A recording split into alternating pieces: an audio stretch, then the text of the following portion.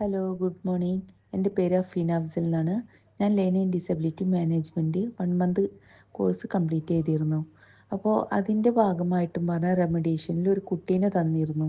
ആ കുട്ടിയെ നമ്മൾ 10 ഡേയ്സ് റെമഡിയേഷൻ ചെയ്തിരുന്നു. അതിൻ്റെ ഭാഗമായിട്ട് ആ ഒരു എക്സ്പീരിയൻസ് ഷെയർ ചെയ്യാമെന്ന് വിചാരിച്ചിട്ടാണ് ഞാൻ വന്നിരിക്കുന്നത്. എനിക്ക് കിട്ടിയ കുട്ടിയും പറഞ്ഞാൽ റീഡിങ് ഡിസോർഡർ മാത്രമുള്ള കുട്ടിയായിരുന്നു. എന്നിരുന്നാലും ഒരു കുട്ടീനെ നമുക്ക് കിട്ടുമ്പോൾ ഒരുപാട് ടെൻഷൻ ഉണ്ടാവും. എങ്ങനെയാണ് ആ കുട്ടീനെ ഡീൽ ചെയ്യും എന്നുള്ളതൊക്കെ.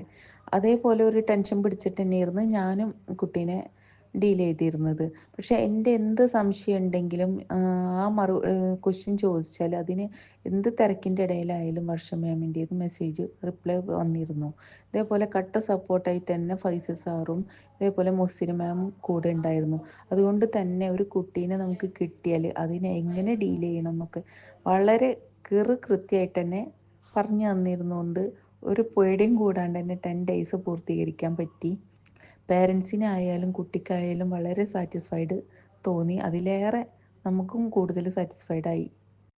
ഈ വിംബിൾ അക്കാദമി വന്നതോട് കൂടിയിട്ട് ഈ ട്രെയിനിങ് കഴിഞ്ഞോട് കൂടിയിട്ട് തന്നെ ഇനി ഒരു കുട്ടീനെ കിട്ടിയാൽ തന്നെ അതിനെ എങ്ങനെ ഡീൽ ചെയ്യണം എന്നൊക്കെയുള്ള ഒരു ധൈര്യം, ഒരു കോൺഫിഡൻസ് നമുക്ക് കിട്ടി. അത് വിംബിൾ അക്കാദമിയുടെ എടുത്തു പറയേണ്ട ഒരു പ്ലസ് പോയിന്റ് തന്നെയാണ്. കാരണം ഒരുപാട് അക്കാദമിയിൽ പല കോഴ്സുകൾ കഴിഞ്ഞാലും അവിടെ റെമഡിയേഷന് അവിടെ കൊടുക്കാറില്ല. ക്ലാസ് കഴിഞ്ഞാൽ അതോടെ കൂടിയിട്ട് അത് പോവും. പക്ഷേ റെമഡിയേഷൻ കഴിഞ്ഞാലാണ് ഒരു കുട്ടീനെ കിട്ടിയാൽ നമുക്ക് ആ കുട്ടിക്ക് എന്താണ് പ്രോബ്ലം എന്നും അത് അപ്ലൈ ചെയ്യാനും നമുക്ക് പറ്റുള്ളൂ. അങ്ങനെ അപ്ലൈ ചെയ്യാനുള്ള ആ ഒരു കോൺഫിഡൻസ് ഈ വിംബിൾ അക്കാദമിയിൽ വന്നതിന് ശേഷമാണ് എനിക്ക് കിട്ടിയത്. അപ്പോൾ അതുകൊണ്ട് ഒരുപാട് താങ്ക്സ് ഉണ്ട് വിംബിൾ അക്കാദമിക്കും അതിൻ്റെ ടീമിനും, പ്രത്യേകിച്ച് ഫൈസൽ സാറിനും വർഷ മാമിനും ഒക്കെ. Thank you so much Varsha ma'am and Faisal sir.